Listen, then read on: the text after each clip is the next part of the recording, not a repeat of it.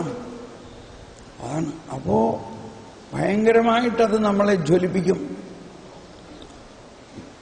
സ്വർഗം മുഴുവനും തുള്ളി ചാടുണ്ടാവും. ഓക്കെ, ഇനി പെട്ടെന്ന് ഞാൻ വേറൊരു ആശയം ഞാൻ മറന്നുപോകാൻ സാധ്യതയുണ്ട്.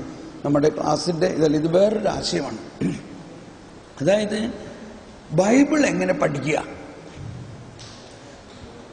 ഇപ്പം നമ്മളെല്ലാം ബൈബിൾ പഠിക്കാറുള്ളതാണ്. എന്നാലും വളരെ സിമ്പിൾ ആൻഡ് പ്രാക്ടിക്കൽ ആയിട്ടുള്ള ഒരു മെത്തേഡ് ഞാൻ കാണിച്ചു തരാം പോവാം. അതുകൊണ്ട് എല്ലാവരും അവരവരുടെ ബൈബിൾ കയ്യിലെടുക്കുക. ഇതിൻ്റെ ഒരു പ്രധാന രഹസ്യം, മാതാവിനോട് എലിശാമ്മ പറഞ്ഞു, കർത്താവ് അരുളി ചെയ്ത കാര്യങ്ങൾ വിശ്വസിച്ചവളെ നീ ഭാഗ്യവതി.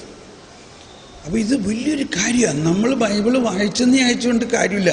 ആ ബൈബിളിൽ പറഞ്ഞിരിക്കുന്ന കാര്യങ്ങൾ ഈശോ അല്ലെങ്കിൽ വചനമാണെന്നും അത് ദൈവം അരുളി ചെയ്തതാണെന്നും അത് നിശ്ചയമായിട്ടും പൂർത്തിയാകുമെന്നുള്ള വിശ്വാസം നമുക്കുണ്ടാകണം അത് വായിക്കുമ്പോൾ. ഓക്കെ, ഇപ്പം നമ്മളത് പഠിക്കേണ്ട ഒരു മെത്തേഡ്. ഓക്കെ, അതിൻ്റെ ഒരു ആമുഖമായിട്ട് ഈശോ പറഞ്ഞു,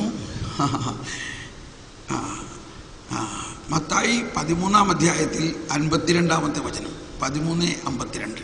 മത്തായി 13:52. അവൻ തുടർന്നു, സ്വർഗരാജ്യത്തിന്റെ ശിഷ്യനായി തീർന്ന ഓരോ നിയമജ്ഞനും തന്റെ നിക്ഷേപത്തിൽ നിന്ന് പുതിയതും പഴയതും പുറത്തെടുക്കുന്ന വീട്ടുടമസ്ഥന് തുല്യൻ. ഓക്കെ,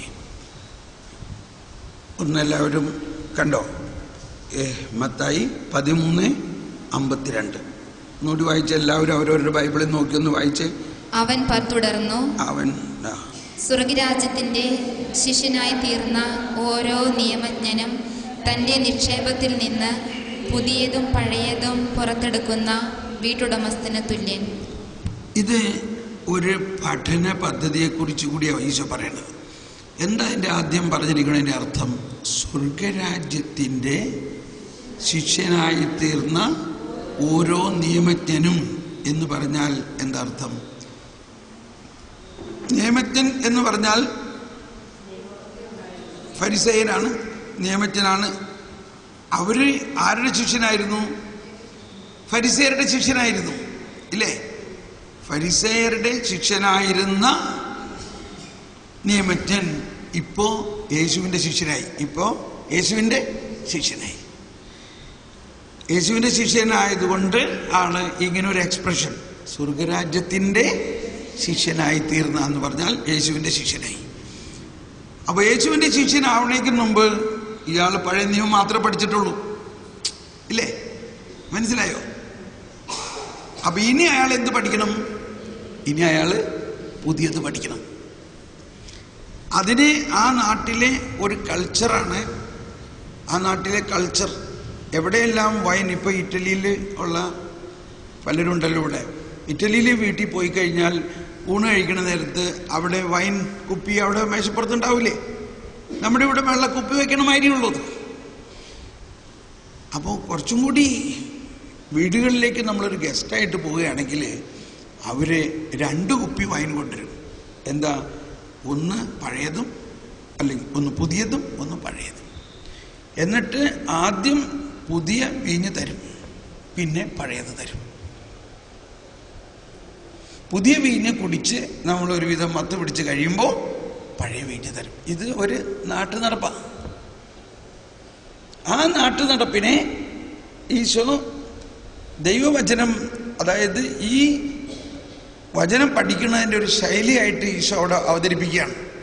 ഇനി ഒന്നുകൂടി വായിച്ചു നോക്കി. ഇത്രയും ഉൾക്കാഴ്ച കൊണ്ട്, ഇത്രയും മനസ്സിലായിക്കൊണ്ട്, ദൈവരാജ്യത്തിൻ്റെ ശിഷ്യനായി തീർന്ന ഓരോ നിയമജ്ഞനും തന്റെ നിക്ഷേപത്തിൽ നിന്ന് പുതിയതും പഴയതും പുറത്തെടുക്കുന്ന വീട്ടുടമസ്ഥന് തുല്യം. അതായത് ആദ്യം ഇനി എന്ത് ചെയ്യണം? അവൻ ഇനി പുതിയ നിയമം ആദ്യം വായിക്കണം. എന്നിട്ട് പുതിയ നിയമത്തിൽ നിന്ന് പഴയ നിയമത്തിലേക്ക് പോകണം. അതാണ് ഇപ്പം ഞാൻ നിങ്ങളെ കാണിച്ചു തരാൻ പോകുന്ന ഒരു ശൈലി. നമുക്ക് മത്തായിയുടെ സുവിശേഷം 1-ാം അധ്യായം 21 മുതൽ അല്ലെങ്കിൽ 18 മുതലുള്ള വാക്യങ്ങൾ, 18 മുതൽ 23 വരെയുള്ള വാക്യങ്ങൾ എല്ലാവരും വായിക്കുക. മത്തായിയുടെ സുവിശേഷം കിട്ടിയോ? 1-ാം അധ്യായം കിട്ടിയോ? എല്ലാവർക്കും കിട്ടിയില്ലേ? അതിൽ 18 മുതൽ 23 വരെയുള്ള വാക്യങ്ങൾ എല്ലാവരും ശബ്ദമുയർത്തി വായിക്കുക.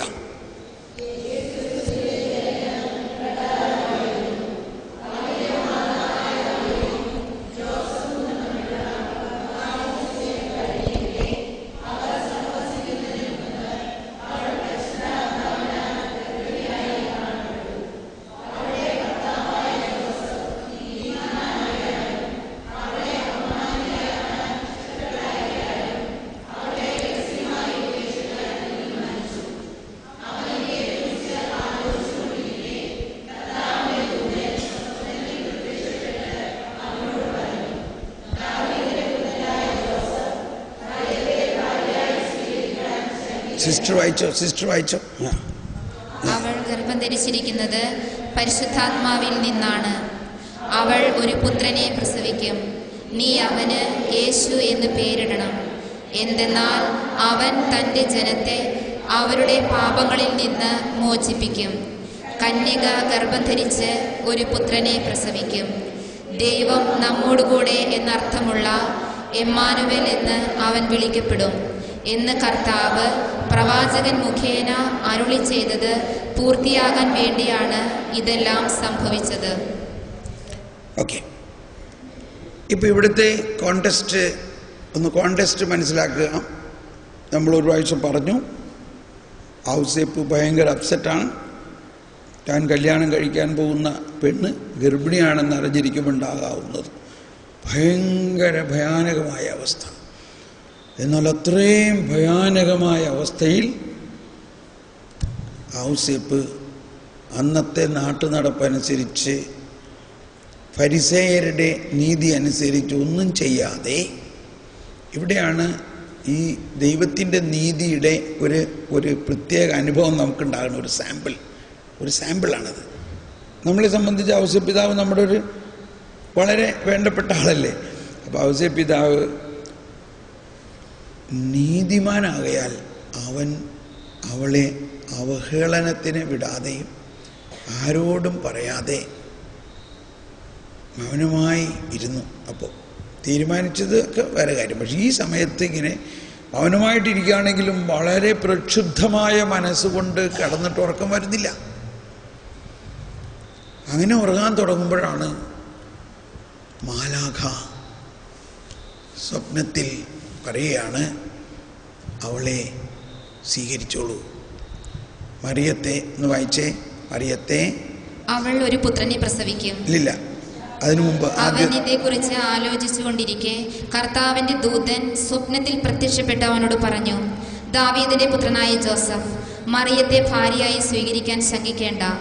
അവൾ ഗർഭം ധരിച്ചിരിക്കുന്നത് പരിശുദ്ധാത്മാവിൽ നിന്നാണ്. അവൾ ഒരു പുത്രനെ പ്രസവിക്കും. നീ അവന് യേശു എന്ന് പേരിടണം. ഇത്രയും പറഞ്ഞിട്ട് ഇത് മതിയായിരുന്നുവെങ്കിൽ പിന്നെ അടുത്തത് പറയേണ്ട ആവശ്യമുണ്ടായില്ല. പക്ഷേ അത് കേട്ടിട്ടും ഒരുപക്ഷെ എൻ്റെ ഒരു വിചാരം, ഒരുപക്ഷെ ഔസേപ്പിന് അത് ഫുള്ളി കൺവിൻസ്ഡ് ആയിട്ടില്ല. അപ്പോൾ മാലാഖ വന്ന് പറഞ്ഞിട്ട് വാസ്തവത്തിൽ ഫുള്ളി കൺവിൻസ്ഡ് ആയിട്ടില്ലെന്നാ തോന്നണേ. അപ്പോൾ മാലാഖ അടുത്ത് പറയുന്നത് അവർ വളരെ കൺവിൻസ് ആക്കുന്ന ഒരു കാര്യമാണ്. കന്യക ഗർഭം ധരിച്ച് ഒരു പുത്രനെ പ്രസവിക്കും. ദൈവം നമ്മോടുകൂടെ എന്നർത്ഥമുള്ള എമ്മാനുവേൽ എന്ന് അവൻ വിളിക്കപ്പെടും എന്ന് കർത്താവ് പ്രവാചകൻ മുഖേന അരുളി ചെയ്തത് പൂർത്തിയാകാൻ വേണ്ടിയാണ് ഇതെല്ലാം സംഭവിച്ചത്. ഇപ്പോ സംശയമില്ല. എന്തുകൊണ്ട് സംശയമില്ല?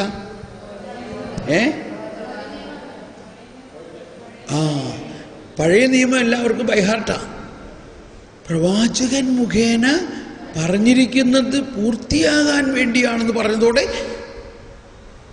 ഔസേപ്പ് ചാടി എഴുന്നേറ്റ്, ആ യേശയ്യായിൽ പറഞ്ഞേക്കണ കാര്യം ഇവളിലൂടെയാണ് പൂർത്തിയാകാൻ പോകുന്നത്. അപ്പോൾ ഒന്ന്, ഇത് ഔസേപ്പിന്റെ കഴിവൊന്നും ഒരു വശം. ഔസേപ്പിൻ്റെ കഴിവെന്നല്ല നമ്മൾ കണക്കാക്കേണ്ടത്.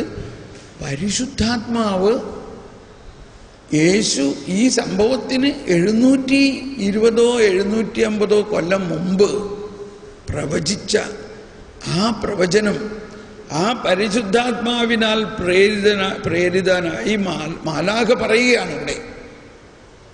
അതുകൊണ്ട് ആ പരിശുദ്ധാത്മാവ് തന്നെ ഔസേപ്പിൻ്റെ ഹൃദയത്തിൽ അത് വിശ്വസിക്കാനുള്ള ഒരു വിശ്വാസം കൊടുക്കുകയാണ്.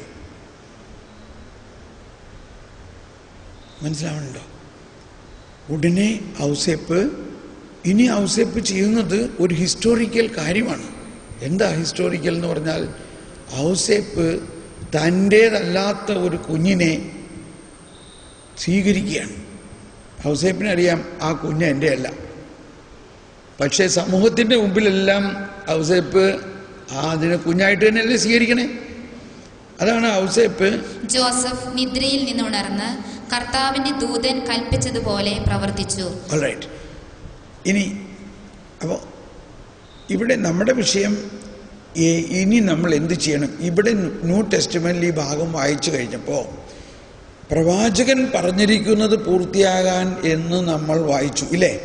ഇപ്പം നമ്മുടെ ഉള്ളിലൊരു റിസർച്ചാണ്, ഏത് പ്രവാചകൻ എന്നുള്ള ഒരു ആഗ്രഹം നമ്മളിൽ ഉദിക്കണം. നമുക്കറിയാം ഏത് പ്രവാചകനാണെന്ന്, പക്ഷേ ഈ സ്റ്റൈലിലാണ് പഠിക്കേണ്ടത്.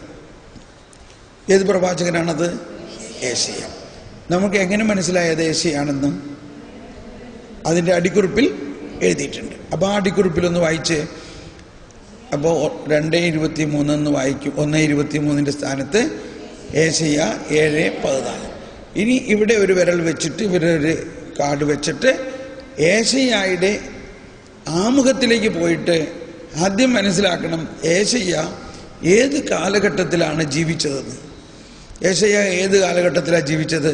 പെട്ടെന്ന് ആർക്കെങ്കിലും പറയാമോ? ആരും പറഞ്ഞില്ല. അപ്പോൾ നോക്ക്. അപ്പോൾ യേശയ്യ ഏത് കാലഘട്ടത്തിലാണ് ജീവിച്ചതെന്ന് കണ്ടോ? അവിടെ എഴുതിയേക്കണുണ്ടോ? BC 8-ാം നൂറ്റാണ്ടിൻ്റെ 2-ാം പകുതിയിലാണെന്ന് മനസ്സിലായി. ഓക്കെ. അപ്പം നമുക്കൊരു ഐഡിയ കിട്ടിയില്ലേ യേശുവിന് എത്ര വർഷം മുമ്പാണ്. ഇനി 7:14 എടുത്ത് വായിക്കുക.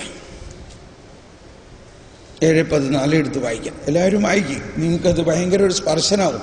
ഇനി അടുത്ത അധ്യായത്തിൽ 2-3 സംഭവങ്ങൾ കൂടി വായിക്കുമ്പോൾ.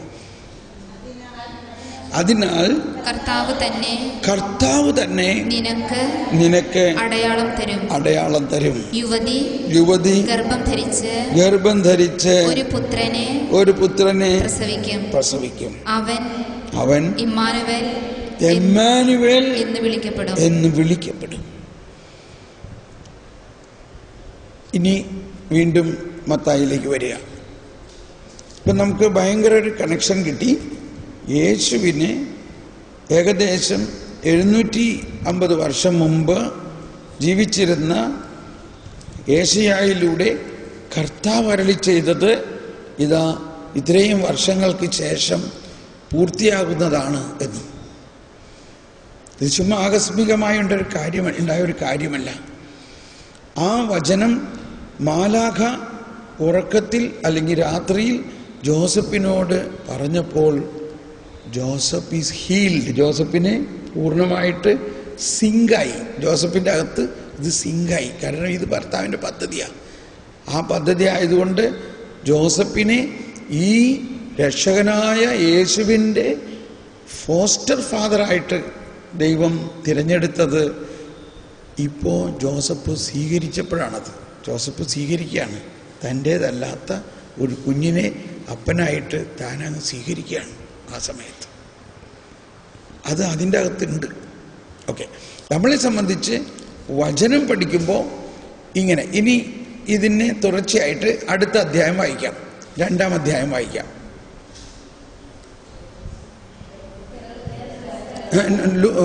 മത്തായി. ഹെറോദേസ് രാജാവിന്റെ കാലത്ത് യൂദയായിലെ ബെത്ലഹേമിൽ യേശു ജനിച്ചപ്പോൾ പൗരസ്ത്യ ദേശത്ത് നിന്ന് ജ്ഞാനികൾ ജെറുസലേമിലെത്തി. അവർ അന്വേഷിച്ചു, എവിടെയാണ് യഹൂദന്മാരുടെ രാജാവായി ജനിച്ചവൻ? ഞങ്ങൾ കിഴക്ക് അവന്റെ നക്ഷത്രം കണ്ട് അവനെ ആരാധിക്കാൻ വന്നിരിക്കുകയാണ്. ഇത് കേട്ട് ഹേറോദോസ് രാജാവ് അസ്വസ്ഥനായി, അവനോടൊപ്പം ജെറുസലേം മുഴുവനും. അവൻ പ്രധാന പുരോഹിതന്മാരെയും ജനയിടയിലെ നിയമജ്ഞരെയും വിളിച്ചുകൂട്ടി ക്രിസ്തു എവിടെയാണ് ജനിക്കുന്നതെന്ന് ചോദിച്ചു. അവർ പറഞ്ഞു, യൂദയായിലെ ബെത്ലഹേമിൽ. പ്രവാചകൻ എഴുതിയിരിക്കുന്നു, യൂദയായിലെ ബെത്ലഹേമേ, നീ യൂദയായിലെ പ്രമുഖ നഗരങ്ങളിൽ ഒട്ടും താഴെയല്ല. എൻ്റെ ജനമായ ഇസ്രായേലിനെ നയിക്കാനുള്ളവൻ നിന്നിൽ നിന്നാണ് ഉത്ഭവിക്കുക. ഓക്കെ, ഇപ്പോൾ നോക്കണം, രാജാവിനിതറിയില്ല. പക്ഷേ രാജകൊട്ടാരത്തിലുള്ള രാജാവിൻ്റെ ചിങ്കിടിമാർക്കൊക്കെ അറിയായിരുന്നു. പക്ഷേ രാജാവിനോടൊന്നും ഇത് പറഞ്ഞിട്ടില്ല. കാരണം എന്താ? ആൾക്ക് പേടിയാണ്. മനസ്സിലായി? രാജാവിനറിയില്ല, പക്ഷേ അവിടെയുള്ള പുരോഹിതന്മാർ. അത് വേറൊരു വിഷയം. ഇവിടെയും നമ്മളിഞ്ഞ് മനസ്സിലാക്കേണ്ടത്, അപ്പോൾ ഈ ഇത്രയും ആക്യുറേറ്റായിട്ട് ഇത്ര വർഷം മുമ്പേ പ്രവചിച്ചിട്ടുണ്ട്. ഏത് പ്രവാചകനാണത് പറഞ്ഞിട്ടുള്ളത്? മിക്ക പ്രവാചകൻ. അപ്പോൾ ഇനി മിക്ക പ്രവാചകൻ്റെ പുസ്തകത്തിലേക്ക് പോയിട്ട് ഈ മിക്ക പ്രവാചകൻ ജീവിച്ചിരുന്ന കാലത്തെക്കുറിച്ച് മനസ്സിലാക്കാം. എന്നാണ് മിക്ക ജീവിച്ചിരുന്നത്? എത്ര വർഷം മുമ്പാണ്? സമകാലികനാണ് ഇല്ലേ? എന്നാലൊന്ന് എടുത്ത് വായിക്കണത്, അതൊന്ന് എടുത്ത് വായിക്കും. ഒരു പഠന രീതിയാണത്. അതുകൊണ്ട് കണ്ടോ, മിക്ക പ്രവാചകന്റെ പുസ്തകത്തിൽ എൻ്റെ ആമുഖം വായിച്ചു മനസ്സിലായി. BC 750 ഏതാണ്ട്. അപ്പോൾ ഏതാണ്ട് ഏഷ്യായുടെ സമകാലികനായിരുന്നു മിക്ക. ആ കാലഘട്ടത്തിൽ തന്നെ എഴുതപ്പെട്ടിട്ടുള്ളതാണ്. അപ്പോൾ എത്രയാണ് മിക്കായിൽ? എവിടെയാണത് പറഞ്ഞിരിക്കുന്നത്? 5:2. അപ്പോൾ മിക്ക 5:2 എടുത്ത് വായിക്കാം. ബെത്ലഹേം എഫ്രാത്ത, യൂദാഭവനങ്ങളിൽ നീ ചെറുതാണെങ്കിലും ഇസ്രായേലിനെ ഭരിക്കേണ്ടവൻ എനിക്കായി നിന്നിൽ നിന്ന് പുറപ്പെടും. അവൻ പണ്ടേ യുഗങ്ങൾക്ക് മുമ്പേ ഉള്ളവനാണ്. കേട്ടോ? അപ്പോൾ ഇതെല്ലാം അന്നത്തെ ആളുകൾക്കൊന്നും മനസ്സിലാവുണ്ടായിരുന്നില്ല. യുഗങ്ങൾക്ക് മുമ്പേ ഉണ്ടായിരുന്നു രാജാവ് വരുന്നു. ഇനി തുടർന്ന് വായിക്കുകയാണെങ്കിൽ ഒരു 18 മുതൽ വായിച്ച്, 18 മുതൽ അല്ലെങ്കിൽ 13 മുതൽ. അവർ പോയി കഴിഞ്ഞപ്പോൾ കർത്താവിന്റെ ദൂതൻ സ്വപ്നത്തിൽ പ്രത്യക്ഷപ്പെട്ട് ജോസഫിനോട് പറഞ്ഞു, എഴുന്നേറ്റ് ശിശുവിനെയും അമ്മയെയും കൂട്ടി ഈജിപ്തിലേക്ക് പലായനം ചെയ്യുക. ഞാൻ പറയുന്നതുവരെ അവിടെ താമസിക്കുക. ഹേറോദോസ് ശിശുവിനെ വധിക്കാൻ വേണ്ടി ഉടനെ അന്വേഷണം തുടങ്ങും. അവൻ ഉണർന്ന് ശിശുവിനെയും അമ്മയെയും കൂട്ടി ആ രാത്രി തന്നെ ഈജിപ്തിലേക്ക് പോയി. ഹേറോദേസിന്റെ മരണം വരെ അവിടെ വസിച്ചു. ഈജിപ്തിൽ നിന്ന് ഞാൻ എൻ്റെ പുത്രനെ വിളിച്ചു എന്ന് പ്രവാചകനിലൂടെ കർത്താവ് അരുളി ചെയ്തത് പൂർത്തിയാകാനാണ് ഇത് സംഭവിച്ചത്. ഏത് പ്രവാചകനാണത്? ഹോസേയ പ്രവാചകൻ. ഇനി ഹോസേയ പുസ്തകത്തിലേക്ക് പോകാം. ഹോസേയ ജീവിച്ച കാലഘട്ടം മനസ്സിലാക്കുക.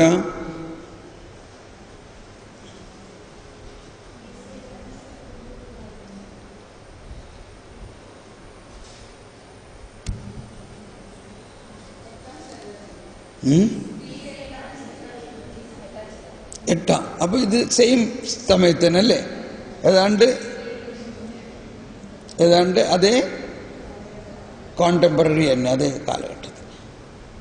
നിങ്ങൾ ബൈബിള് തുറക്ക്, ഹോസേയൊക്കെ എടുക്ക്. നിങ്ങളുടെ ബൈബിളില്ലേ?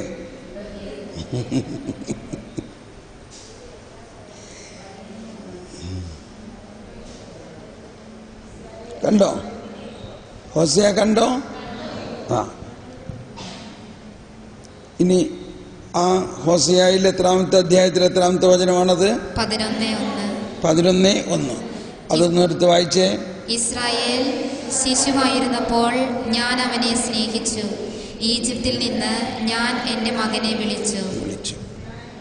ഓക്കെ.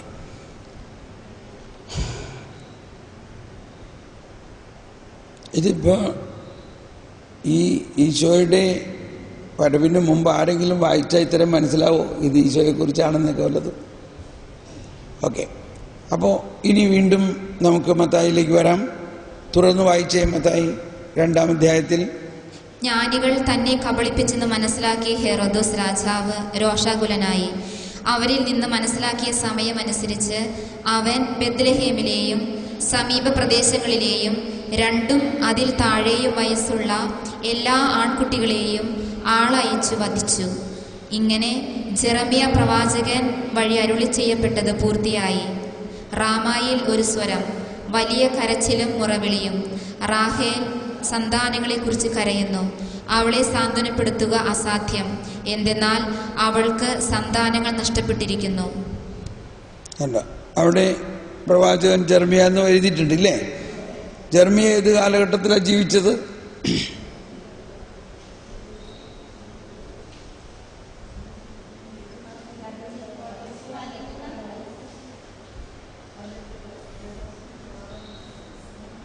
എത്ര?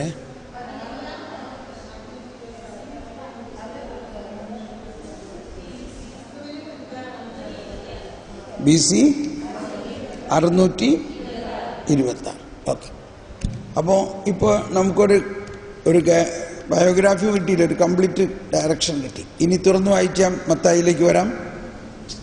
ഹെറോദോസിന്റെ മരണത്തിന് ശേഷം ഈജിപ്തിൽ വെച്ച് കർത്താവിന്റെ ദൂതൻ ജോസഫിന് സ്വപ്നത്തിൽ പ്രത്യക്ഷപ്പെട്ടു പറഞ്ഞു, എഴുന്നേറ്റ് ശിശുവിനെയും അമ്മയെയും കൂട്ടി ഇസ്രായേൽ ദേശത്തേക്ക് മടങ്ങുക. ശിശുവിനെ വധിക്കാൻ ശ്രമിച്ചവർ മരിച്ചു കഴിഞ്ഞു. അവർ എഴുന്നേറ്റ് ശിശുവിനെയും അമ്മയെയും കൂട്ടി ഇസ്രായേൽ ദേശത്തേക്ക് പുറപ്പെട്ടു. മകൻ അർക്കലവോസാണ് പിതാവായ ഹെറോദോസിന്റെ സ്ഥാനത്ത് യൂദയായിൽ ഭരിക്കുന്നതെന്ന് കേട്ടപ്പോൾ അവിടേക്ക് പോകാൻ ജോസഫിന് ഭയമായി. സ്വപ്നത്തിൽ ലഭിച്ച മുന്നറിയിപ്പനുസരിച്ച് അവൻ ഗലീലി പ്രദേശത്തേക്ക് പോയി. അവൻ നസറായൻ എന്ന് വിളിക്കപ്പെടും എന്ന് പ്രവാചകൻ വഴി അരുളി ചെയ്യപ്പെട്ടത് നിവൃത്തിയാകുവാൻ നസ്രത്ത് എന്ന പട്ടണത്തിൽ അവൻ ചെന്നു പാർത്തു. ഏത് പ്രവാചകനാത്?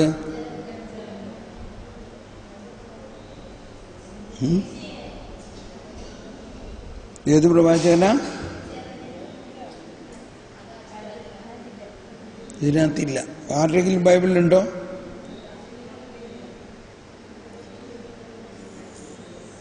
ബൈബിളിൽ പഠിച്ചേക്കണ ആരെങ്കിലും പറയാമോ എവിടെയാന്ന്?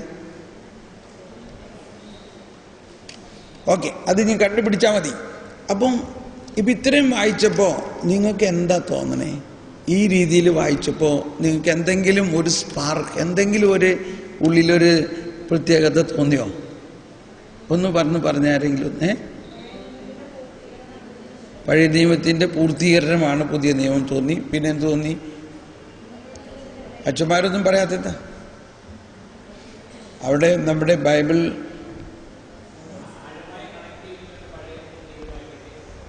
പഴയും പുതിയതുമായിട്ട് ഭയങ്കര കണക്ഷനാണെന്ന്.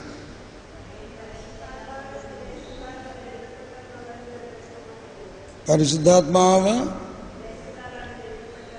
എഴുതപ്പെട്ടതെന്നുള്ളത് വലിയൊരു ഫീൽ തോന്നിയില്ലേ? പിന്നെ വേറെ ആർക്കെങ്കിലും എന്തെങ്കിലും പറയാനുണ്ടോ സിസ്റ്റർ?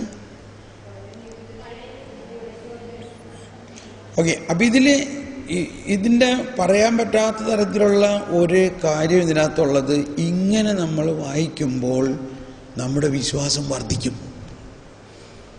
ഇതാണ് മാതാവിനോട് പറഞ്ഞത്. ഇപ്പം മാതാവിന് എന്താ ഉണ്ടായിരുന്നിരിക്കാവുന്നത്?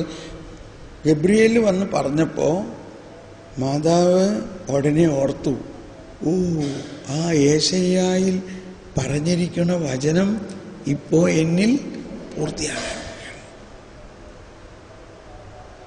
അതാണ്, ഇതാ കർത്താവിൻ്റെ ദാസി, അങ്ങയുടെ വചനം പോലെ എന്ന് പറഞ്ഞപ്പോൾ ഇപ്പോൾ ഗബ്രിയേൽ പറഞ്ഞ വചനം മാത്രമല്ല, പഴയ നിയമത്തിൽ ഇവരെല്ലാം കാത്തിരിക്കുകയാണ്. കാരണം ഒരു കന്യക ഗർഭം ധരിക്കുമെന്നറിയാം, ഒരു രാജകുമാരനെ പ്രസവിക്കുമെന്നറിയാം, എവിടെയാ എന്നറിയില്ല, സമയം ഏതാണ്ട് ആയിട്ടുണ്ടെന്നറിയാം.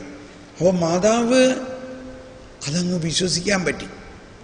നമ്മൾ നേരത്തെ പറഞ്ഞ മാതിരി അബ്രാഹത്തിന് വിശ്വാസം കൊടുത്ത ആ വിശ്വാസത്തിൻ്റെ പാറയുടെ നിന്നൊഴുകിയിരിക്കുന്ന ആ ദാനമാണ് ഇവിടെ ഔസേപ്പിലും മാതാവിലും ഒക്കെ വന്ന് നിലനിൽക്കുന്ന വിശ്വാസം. അതിനുകൂടി വേണ്ടിയാണ് അത്രയും സമയമെടുത്തത് അബ്രാഹാം മുതൽ. അപ്പോൾ ഇവിടെ നമ്മൾ ഇന്നത്തെ കാലത്ത് ഇങ്ങനെ പഠിക്കുമ്പോഴാണ് കർത്താവ് അരുളി ചെയ്തത് സംഭവിക്കും എന്നത്. ഞാൻ ആദ്യമായിട്ടൊരു സ്ഥലത്ത്, ജർമ്മനിയിലാണ് ഇത്, ഞാനൊരു ബൈബിൾ കോഴ്സ് നടത്തി. അവിടെ ഒരു 1 month ലോങ് ബൈബിൾ. അപ്പോൾ ഈ കാറ്റഗിസവും ബൈബിളുമായിട്ട് ബൈബിൾ പഠന പദ്ധതി. നമ്മുടെ പഠന പദ്ധതി എന്ന് പറഞ്ഞാൽ കാറ്റഗിസവും ബൈബിളും മിക്സ് ചെയ്തിട്ടുള്ളൊരു ഇതാണ്. അപ്പോൾ അതിലിങ്ങനെ ഒരു ശൈലി ഞങ്ങൾ ബൈബിൾ പഠിക്കാനെടുത്തു. ആ ഗ്രൂപ്പിലുണ്ടായിരുന്നവർക്ക് അപ്പം തന്നെ അതിനകത്തൊരു ചെറുപ്പക്കാരി, ഒരു പെൺകുട്ടി എന്ന് പറഞ്ഞാൽ 25 വയസ്സായിട്ടുണ്ടാവും. അങ്ങനെയുള്ളവരൊക്കെ അവിടെ ഇതേമാതിരത്തെ കാര്യത്തിനൊന്നും ആരും വരില്ല. പക്ഷെ അവളവിടെ ഇരുന്ന് കരയാൻ തുടങ്ങി. അപ്പോൾ എല്ലാവർക്കും ഭയങ്കര ആശ്ചര്യമായി. ഒന്നും പറഞ്ഞില്ല, ഒന്നും ചെയ്തില്ല, ഇത്രയും വായിച്ചല്ലേ ഉള്ളൂ. അപ്പോഴേക്കും അവൾ എന്താ കരയണേ? അപ്പം എല്ലാവരും അവളെ നോക്കിയപ്പോൾ അവൾ ധൈര്യമായിട്ട് വന്നിട്ട് അവൾ പറയാണ്, ഞാൻ ഇത്രയും നാളും വിചാരിച്ചിരുന്നത് ഈ മത്തായും ലൂക്കും ഒക്കെ എഴുതിയേക്കണത് ഒരു കഥയാണ്. അവർ ഒരു കഥ പോലെ എഴുതിയേക്കണതാണ്, അവർക്ക് തോന്നിയ ഒരു കഥ.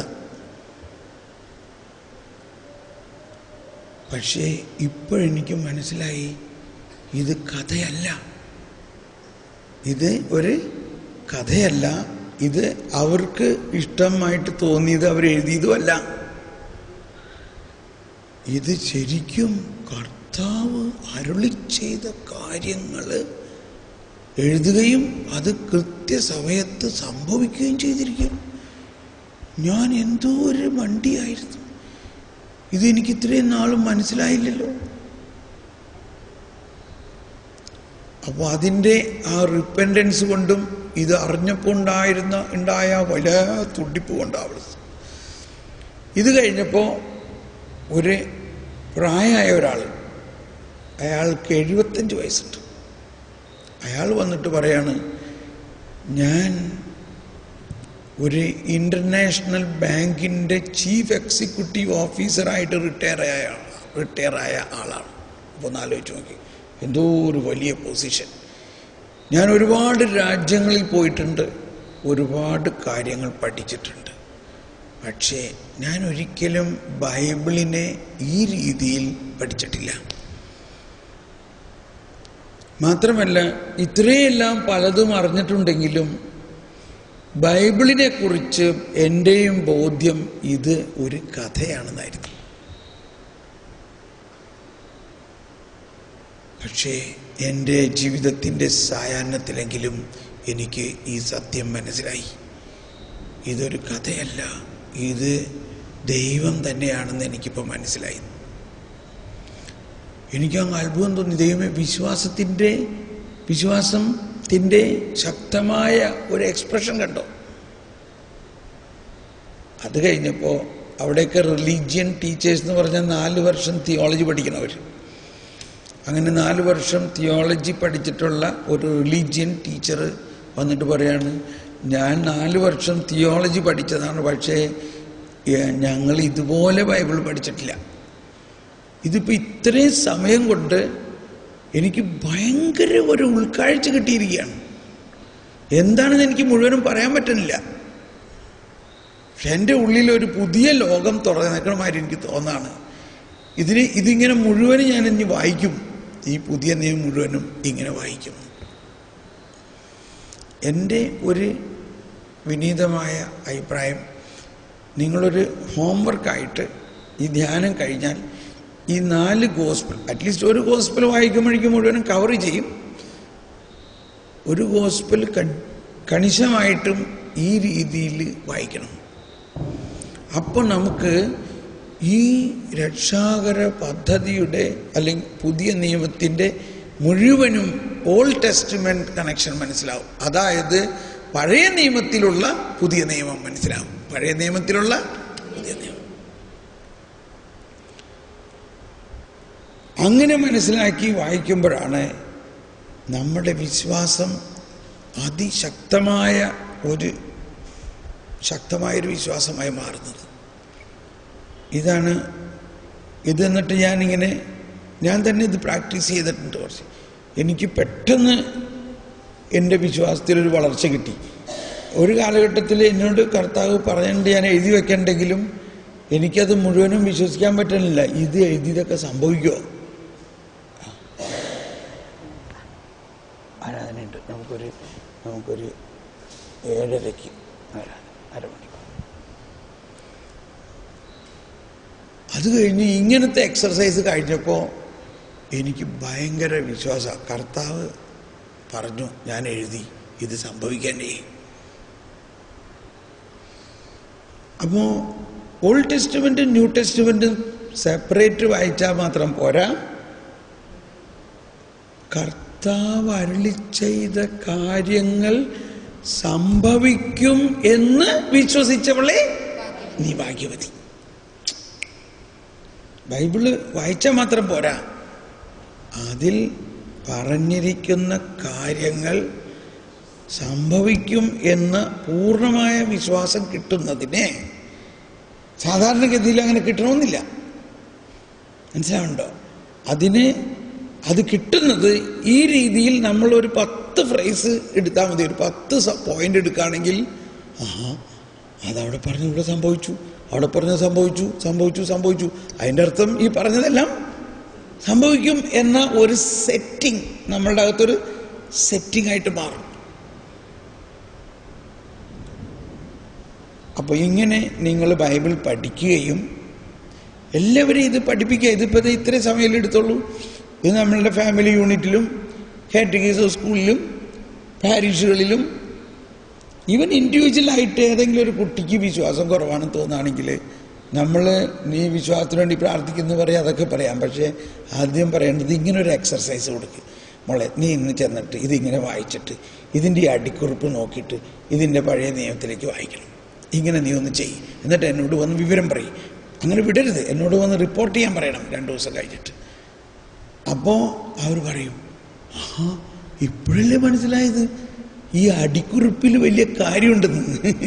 ഈ അടിക്കുറിപ്പിൽ ഒരുപാട് കാര്യങ്ങളുണ്ട്. അങ്ങനെ ശക്തമായ ഒരു വിശ്വാസ ഡെവലപ്മെൻറ്റ്. അപ്പോൾ ഈ നമ്മളുടെ ഫോമീസിലും അവരൊക്കെ വീട്ടിൽ 5, 10, 15, 16 വയസ്സിൽ പറഞ്ഞതാണ്. വി ഹാവ് ടു റെക്കഗ്നൈസ് വിശ്വാസം അവരിൽ നമ്മൾ സ്പ്രൗട്ട് ചെയ്ത് കൊടുക്കാൻ നമ്മൾ അവരെ സഹായിക്കണം. നമ്മൾ ശരിക്ക് കോഴി കുഞ്ഞുങ്ങളെ നോക്കുന്ന പോലെ സഹായിക്കണം. ഇത് പറഞ്ഞപ്പോഴാണ് ഒരിക്കൽ നമ്മൾ ഇൻഡോറിൽ വെച്ച ഞാനൊരു സെമിനാർ, വരദാനങ്ങളെക്കുറിച്ചുള്ള സെമിനാറായിരുന്നു.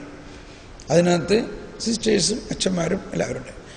അപ്പോൾ അതിനകത്തൊരു എക്സർസൈസ് ചെയ്യണത്, നമ്മൾ വരദാനങ്ങളുടെ ഒരു വർക്ക്ഷോപ്പ് നടത്തും. ക്ലാസ്സൊക്കെ കൊടുത്തു കഴിഞ്ഞ് വരദാനങ്ങൾക്ക് വേണ്ടി പ്രാർത്ഥിച്ച് കഴിഞ്ഞിട്ട്, അപ്പോൾ 2 പേര് അങ്ങോട്ടും ഇങ്ങോട്ടും ഇരുന്ന് കൗൺസിലിംഗ് ചെയ്യണ മാതിരി ഒരാൾ വേറൊരാൾക്ക് വേണ്ടി പ്രാർത്ഥിച്ച്. അപ്പോൾ ഒരു കൊച്ചു പെണ്ണ് ഒരു സിസ്റ്ററിന് വേണ്ടി പ്രാർത്ഥിച്ചപ്പോൾ കാണുന്ന ദർശനം ഇതാണ്: ഒരു കോഴിയും 9 കുഞ്ഞുങ്ങളും, അതിനകത്ത് ഒരെണ്ണം ഒരു കറുത്ത കോഴിക്കുഞ്ഞ്.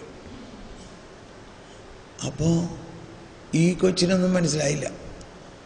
അപ്പോൾ അതിൻ്റെ ഇൻ്റർപ്രിറ്റേഷൻ അവർക്ക് കിട്ടിയിട്ടില്ല. ഇൻ്റർപ്രിറ്റേഷന് വേണ്ടി പ്രാർത്ഥിക്കണം സിസ്റ്ററെ, ഞാൻ ഇങ്ങനെ കാണുന്നത്. അപ്പോൾ സിസ്റ്റർ പറഞ്ഞ്, ഇല്ലില്ല, എനിക്ക് മനസ്സിലായി എന്താന്ന്.